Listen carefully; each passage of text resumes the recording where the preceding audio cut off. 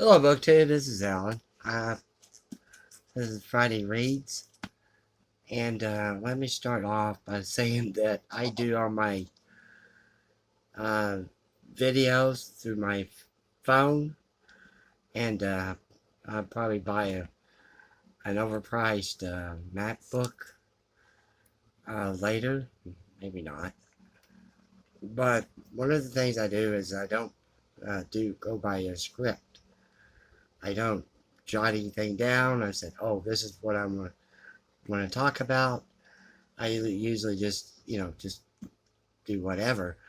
And a lot of times I miss a book that I have on my shelf. I said, oh, I forgot to say something about this. And that happened last week.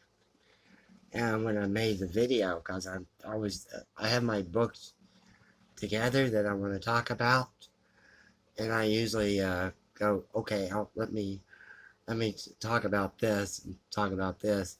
In the same way with tags. When I do a tag, I usually have my book ready.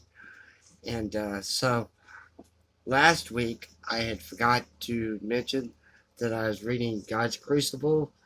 This is Islam in the Making of Europe, 570 to 1215. And this is by David Leverett Lewis. It's published by W.W. Norton. And New York, and this one came out, let me see, 2008. And this is one of those books in which when you're reading it, you want to, every time you come upon somebody's name, you want to sit there and Google and find out about that person. And yeah, and you could see all the what I've already read. I usually read about a chapter a day, and this is extremely good. This is very, very good. And you have he starts with 53 BC with Marcus Licinius Crassus. It attacks the Parthians, and then he has the Romans trying to attack the oh, here's one right here on page 5. You have the Iranian Empire encountered the Romans advancing into Mesopotamia from the North African beachhead. Latins Iranians fought no major battles upon first contact in Mesopotamia, the land between the Tigris and Euphrates River. The Parthian people of Iran were busy reclaiming the real estate lost after Alexander the Great's destruction in 332 BC of the Achaemenid superstate created by Cyrus the Great, and taking prudent account of vast new Iranian empire bordered in the west by the Euphrates, in east by the Indus, to the north of Onyx, the advancing Romans paused. Mithridates II, Parthian's legendary empire builder, was on a conquering row. His eagle-eyed profiled on the 2,200-year-old coin from the royal mint of Seleucia. Yeah, Seleucia, the Parthian capital, captures the archetypal profile of a master of the universe. And so you have the Romans and the generals trying to attack Iran, and they were defeated several times. And you had different challengers move up from the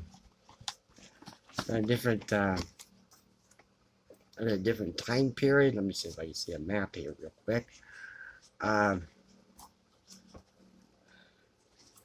Because you have one empire and the other empire wants to take it, and this is probably the reason why Rome didn't conquer that part of the world at that time.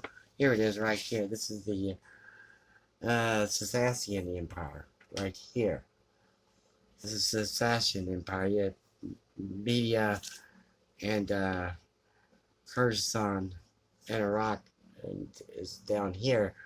and you had the Byzantine Empire, and of course Rome. This would be the Roman Empire and Palestine. And then see, just from that, you get a sense of how you want to just jump off until to other Google other things. And there was a Iranian priest that came out, and his name was Zoroaster. And Zoroaster's, and this was the first Messiah, and Zoroaster's, it was Latinized, but his real name was Zarathustra, and you may have heard that in the Richard Strauss symphony. Also spoke Zarathustra, which was the opening to 2001 Space Odyssey, and was actually based on another book by another philosopher who I can't think of the name right now. But and there is a Zoroastrian it's Zoroastrianism, and that came about to emerge from the teachings of an Iranian priest, and you had Zoroaster, history's first Messiah, Zoroaster, one who owns camels. That's his name. Lived in the ancient Bakras high mountains in today's Afghanistan. And the 30-year-old seer had the earliest known visions, creation myth, an end-time apocalypse, and a promise of personal judgment, eternal afterlife of the uncreated creator life. Azur Mazda vanquished the darkness and evil of Angra Mainyu. Zarathustra was believed to have commanded believers to pray upright 5 times a day in the presence of fire, symbols of purity, creation, enlightenment, and Zarathustra's apocalyptic vision, Judgment Day, arrived at the end of the linear time, not cyclical time as in the religions of Egypt, Greece, India, and Rome.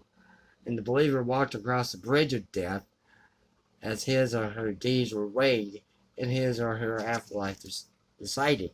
Now, when I was researching for my story about the Allens, tribe of Allens, I came across that particular thing where the father of the two ones that were battling for the reclaimment of to lead the Allens, tribe of Allen, I came up with this one where the believer walked across the bridge of death at his or her deeds were weighed.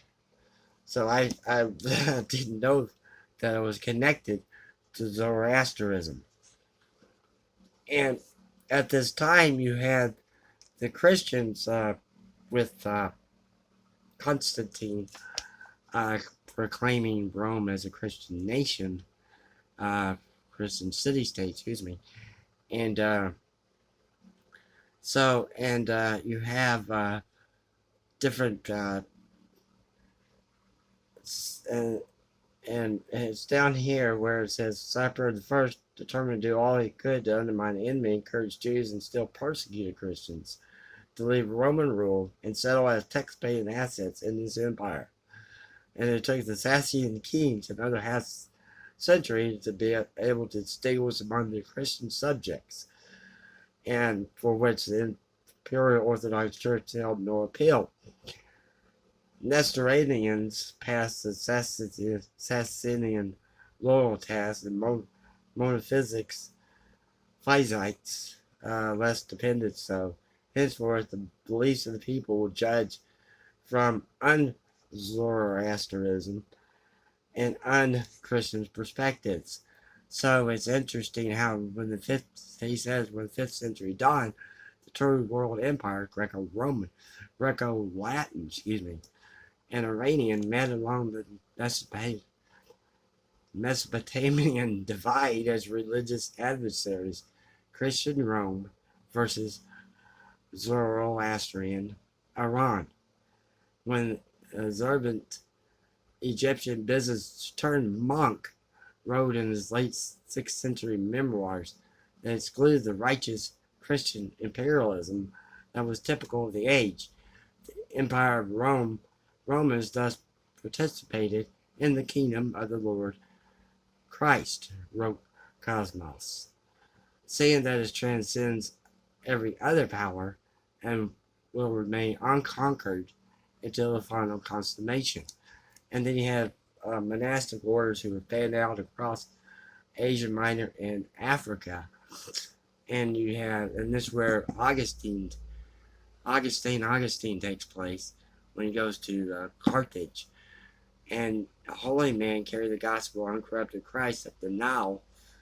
And later on in the book, you will have during what he in the chapter called jihad, you will have the people of Iran conquering the North Africa along with other countries. So this is a very, very fascinating account of Islam in the early days. So it's God's Crucible. Yeah, this is very good. I finished The Devil's Star by Joe Nesbo. This was another excellent read, and I just want to show you one